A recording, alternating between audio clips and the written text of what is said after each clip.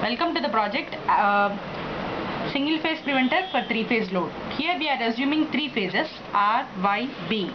So here to this particular relay switch we are connecting the three phase load. So this switch is an interfacing unit between the microcontroller and the three phase load.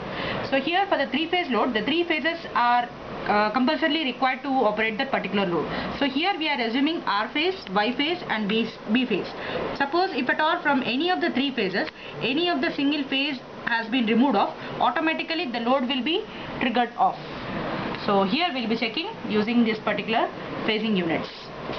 So if at all I remove any one particular phase, so immediately you can see here the load has been switched off and the status will be displayed on the LCD unit like motor status off. So if at all again the phase fault has been detected,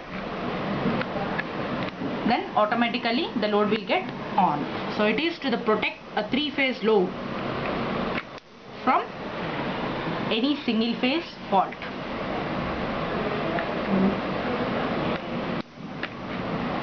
So automatically the load will be switched off whenever any one of the phase is prevented. Thank you.